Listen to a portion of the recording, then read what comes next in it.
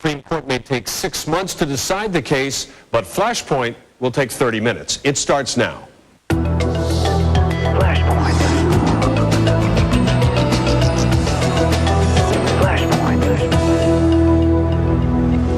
Our guests this morning are John Chase, an activist in favor of medical marijuana, and Calvina with the Drug Free America Foundation based in St. Petersburg.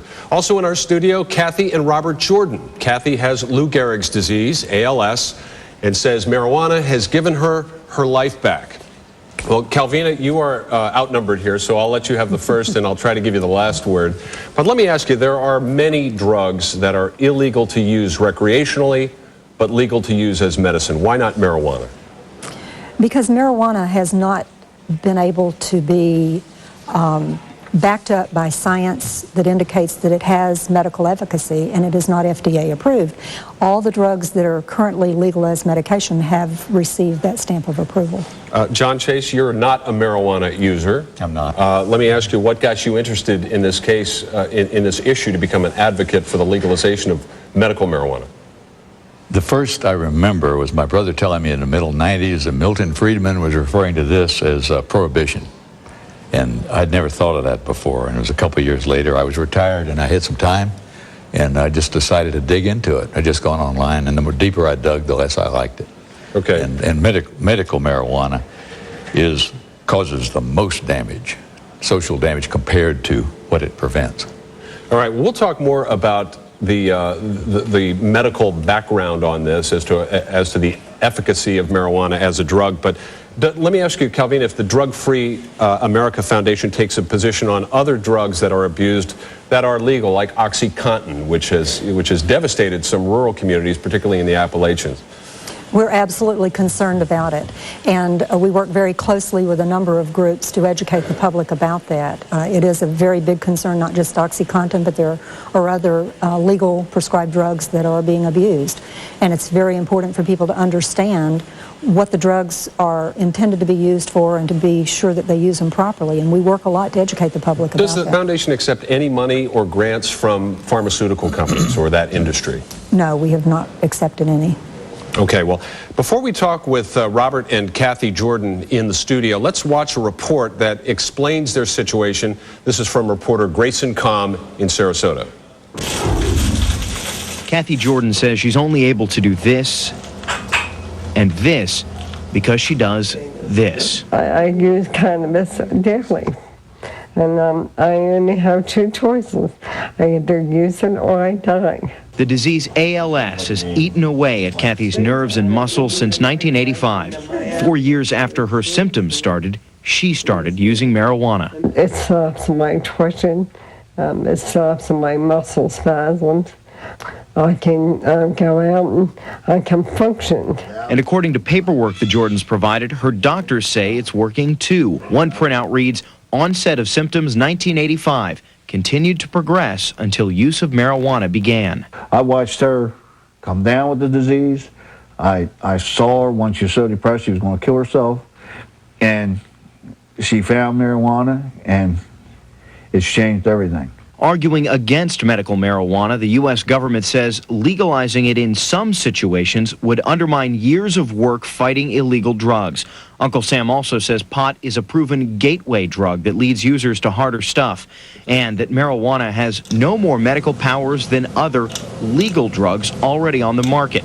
For the Jordans, the better drugs are out there argument doesn't fly. The muscle relaxers I used to take were so strong that if you took only one, before you could get to your bedroom, you would be unconscious. It's a legitimate medicine, and her doctors agree that it is a medicine and she should be able to use it.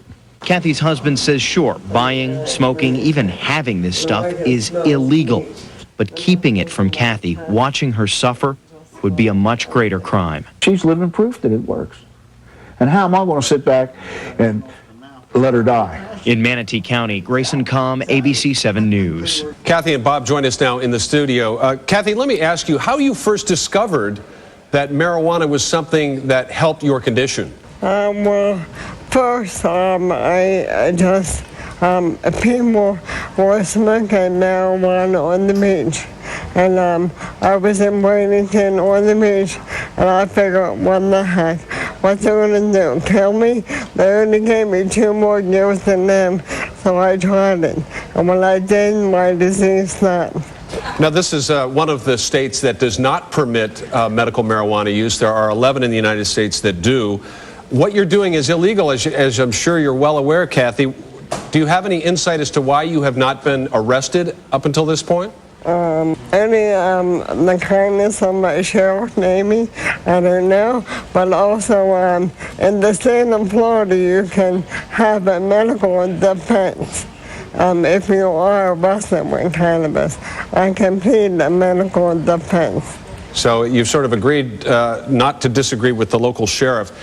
How do you come by the marijuana, Cathy? Is it a gift from friends? Is it something you grow yourself? It is more or less than gift from friends. We cannot have money transpire. We have to be very careful not to break the law. Calvina, let me bring you into this discussion real quickly here. What do you say to Cathy Jordan, somebody that has tried other drugs that are legal? They have not provided anywhere near the relief that this has.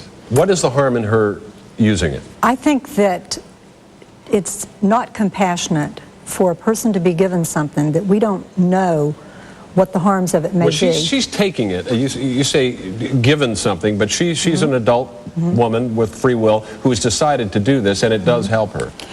You know, she's not the major part of our concern either in this issue, because what we have in states like California, where marijuana has been legalized as medicine, we've documented case after case after case of people who are smoking marijuana, calling it medicine, and they're treating things like athlete's foot. They're treating things like backaches and menstrual cramps. We have some psychiatrists that are even giving marijuana to children to treat them for mental illnesses, when we have science that says that marijuana is very bad for people with mental illness. Is that a legitimate defense? Well, yes and no.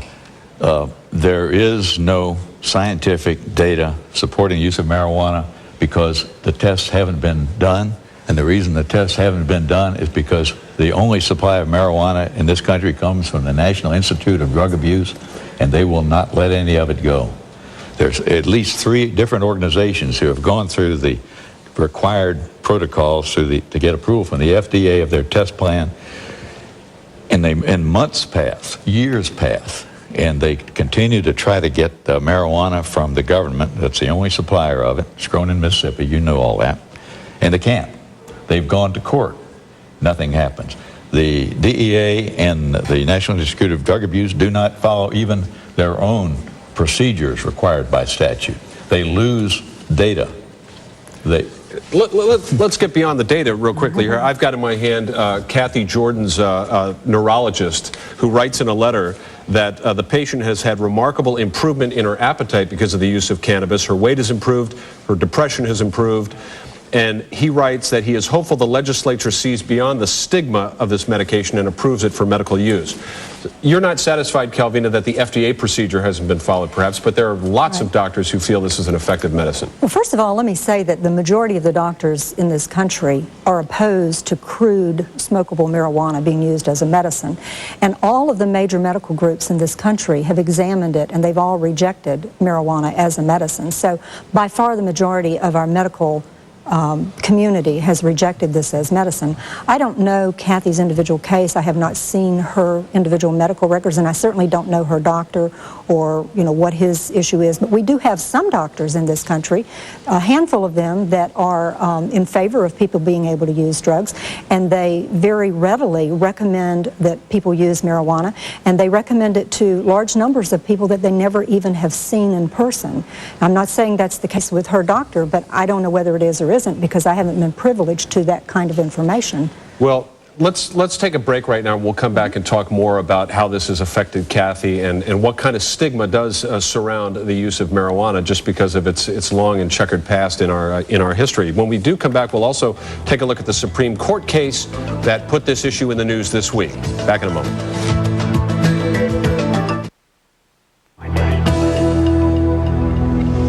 Welcome back. My guests are Calvina Fay and John Chase. We also have Cathy Jordan and her husband Bob. Cathy smokes marijuana to treat the symptoms of muscular dystrophy, and she is here in our studios from Sarasota. Let me talk real quickly about the legal case that could override the law in 11 states that permits the use of medical marijuana. This week, the Supreme Court heard arguments in the case of a California woman, Angel Rach, who smokes marijuana to relieve pain from a brain tumor. She has seizures and other problems. Her home state of California does allow the cultivation and use of marijuana for medical purposes, but the case before the court actually centers around the question of whether this constitutes interstate commerce. If it does, federal agents will be able to arrest patients like Angel who use marijuana and possibly the doctors who prescribe it. Calvina, let me ask you, why this interstate commerce route? Clearly, the Bush administration and the Attorney General, they want to fight the use of marijuana in any context. Why this technicality that this somehow represents an impedance to federal commerce? Well, clearly, I was in the courtroom for the hearing, and clearly the justices raised concern. They have no faith that you can keep the marijuana just in the state of California or just in the state that has marijuana legalized. There's no way to control that crossing the borders into other states where it has not been legalized. And then, of course, there is the concern that we do have federal laws, and we have them there for the good of the country. For example, we have anti-discrimination laws. We can't let states decide it's okay to discriminate and ignore the federal laws. So there's two concerns there. Obviously, John, the concern of the administration is that they don't want a drug like marijuana to be legalized in any sense, with this notion that young people in particular might get the sense that this isn't so bad. That's right. And that was a problem in 1996 when Californians first went to the polls to vote on their Proposition 215. And they voted for it. And the California Attorney General issues a report every 2 years of a survey they do on school children. And there was a real concern that their use of marijuana would increase after 1996 when that was passed, and it didn't. In fact, I checked it last night. It has dropped every year, every survey, in every grade, for every drug, not just marijuana. Kids' use of it has declined since 1996. So on the face of it, you'd say it didn't send the wrong message, as a lot of people feared it would, and I did. Right. I expected that it would, and it didn't. I have to respond to that because the numbers are actually skewed. First of all, let me say that drug use has dropped all over the country. We've done a terrific job of getting the message out to our young people that drugs are harmful. You think this would be a step backwards? Well, I just want to address what he's saying. The numbers in California, you can't compare current numbers to the old numbers because of the different way in which they collect the numbers now, and because now you have to get parental consent to survey the young people, and parents that are pro-drug, that the kids are more likely to be using, they don't give the permission for these kids to be surveyed. Let me ask Cathy Jordan real quickly. Cathy, you must not like the idea of having to break the law in order to medicate yourself for an illness that just simply happened to you. Do you think your use of marijuana somehow sends a message to the rest of the country? No, not really. I would like to see my doctor be able to go into a courtroom with me and be able to explain to a judge what he feels is keeping me alive. And the problem is my doctor cannot do this only because of fear from the federal government. Fear of the federal government coming in and making an arrest. Calvina, what would be the public relations effect on your cause if we here at Action News put videotape on the air of federal agents taking people like Cathy Jordan into handcuffs and loading her onto a paddy wagon? Because that's what would happen. It never looks good, but I don't think you're going to see that. That's not what this is all about. You know, you have to separate who's behind the legalization movement and who's pushing and who's financing the initiatives to legalize medical marijuana. They're business people, very wealthy business people, who stand to make a lot of money off this, who want all drugs legalized. Well, what about the pharmaceutical industry that doesn't like a drug that is essentially free, that will grow wild in a ditch if you don't eradicate it, to be an effective medicine? John Chase, do you think that's a factor in this? Do you think the pharmaceutical industry is arrayed against the use of medical pot? I do. And George Soros is the primary funder, or he's a primary funder of this, and he has vowed that he's out to give away his fortune. He doesn't want to make any money, and if it were legalized, there would be no profit in it, and nobody would make big money. That's the irony of this situation. Is there any truth to that, Calvina? No, that's absolutely not. And, you know, George Soros also vowed he was going to go to a monastery if President Bush was reelected, and he didn't do that. People like George Soros will not give away all their money. He is a commodities trader. His spokesperson speaks of drugs as a commodity. He said in his book, Soros on Soros, that he thought we should legalize all drugs except maybe crack cocaine, and we should regulate it. He wants the drugs given away freely to drug addicts, not just as medicine, but drugs, period, recreational use and everything. He wants it regulated by the government. He wants us, the taxpayers, to pay for it. And the point I wanted to make is we have to separate that. That's who's driving this issue. That's who's scamming the public to make people think that marijuana is medicine. And then we have people who are perhaps truly sick that do not understand all the issues, that are being misled. And to me, it's extremely unfair and uncompassionate to mislead these people. They're being denied good medical care and legitimate medicine. I think we need to put one thing to rest. This business about whether it's been approved or not. The Institute of Medicine report of March 1999, major report, took a year and a half to do. There were 6 recommendations in there. One of the recommendations was to assess the risks of smoked marijuana. One of them was to do basic research on marijuana and how it affects the body. 4 were to do clinical studies. Clinical studies are studies on human beings. I have friends in this movement who are trying to do this. They are totally frustrated that it hasn't happened yet. The Europeans are moving faster than we are, especially the British. All right, we're going to talk to Robert Jordan in a moment here, but first let's look at an excerpt from that Institute of Medicine's 1999 study. This is sort of the gold standard, at least in terms of research. It was done 5 years ago, but here it is. The data indicate a potential therapeutic value for cannabinoid drugs, particularly for symptoms such as pain relief, control of nausea and vomiting, and appetite stimulation. The effects of cannabinoids on the symptoms studied are generally modest, and in most cases there are more effective medications. However, people vary in their responses to medications, and there will likely always be a subpopulation of patients who do not respond well to other medications. Robert Jordan, you're probably fairly familiar with this study.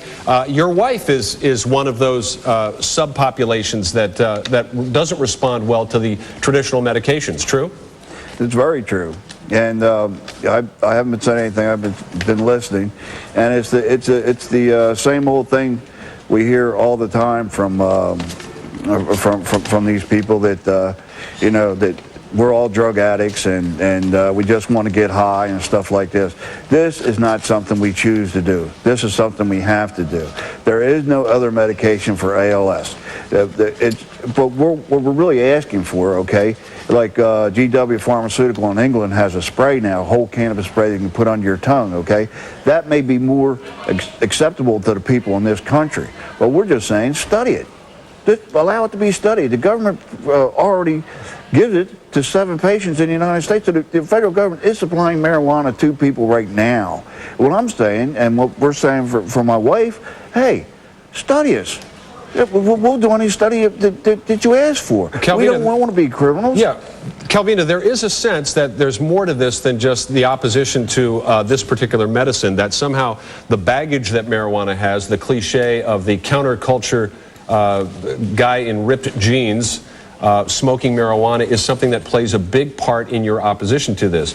If, for example, you could develop a marijuana that didn't have any intoxicating effect, would you drop your opposition to that as a medicine? It's not even the intoxicating effect that we have the concern about. First of all, let me say that we fully support research. And if the researchers find that there are more compounds within marijuana that have medicinal value, and that can be isolated and it can be replicated in synthetic form and provided in a method of administration that's a true Why does medical. it have to be a synthetic form? If the raw cannabinoid is effective, why not? Well, that's the way medicine is developed. For example, your digitalis tablet for heart condition comes from the foxglove plant. You don't take the whole plant, crumble it up, roll it up, and I smoke go out and it. cut off a piece of aloe in my backyard when I have a sunburn. It works great. Yeah, that's true, but typically the way your medications are derived at is you find what compound in that natural plant has medicinal value, like the foxglove plant, and you isolate that compound, and then you produce that where you can control the dosing.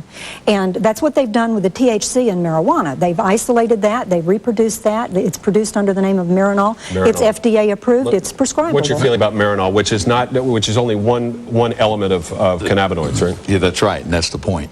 It is the element that gets you high. And that's apparently, and I'm not a chemist, it's apparently not all there is to it. And that's what GK Pharmaceuticals is doing, what we've heard from the Jordans. They're separating it out into its various elements, and they're going to package them and market them accordingly. And when you smoke the stuff, you're probably getting some of that, and that's why it's different. All right. We're going to take a quick break now. When we come back, what happened to the idea of states' rights? Wasn't this last election supposed to be a victory for federalism? What's up with that? We'll explore it. Flashpoint. Stay with us.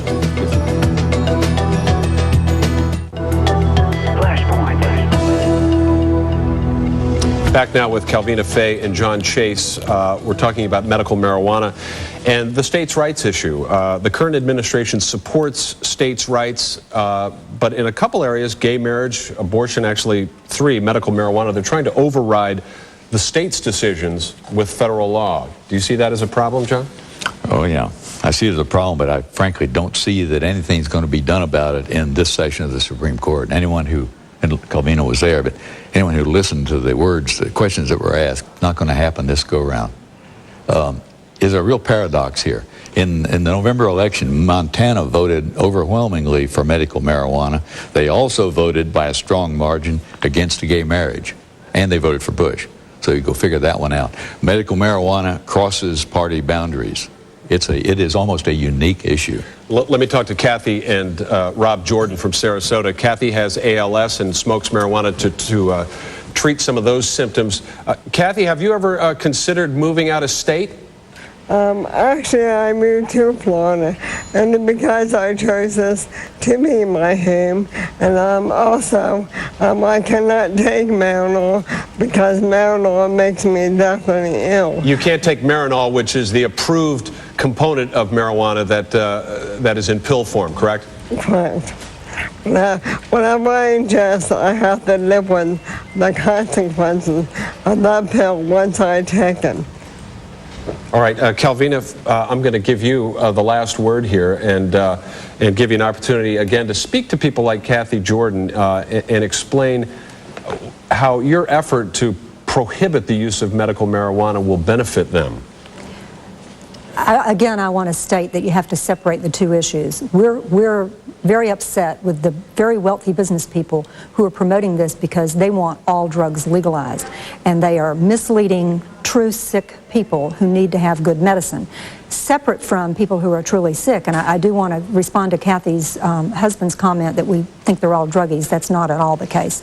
There are a number of people out there that abuse drugs, and they use this as an excuse to use drugs. They claim they're medicating. Then there are people who are truly sick who are being misled. We're very concerned for them to get safe, good medicine so that they're getting the proper treatment they need and so that they're protected. And we have a process in this country that determines what is valid medicine isn't. And I think it's very dangerous to bystep that process. Okay, I'll have to leave it there. Calvina Fay, thank you very much with the Drug Free America Institute. And John Chase, thanks for your time. Also, Rob and Cathy Jordan from Sarasota. We'll be back in a moment with a final thought. Don't go away.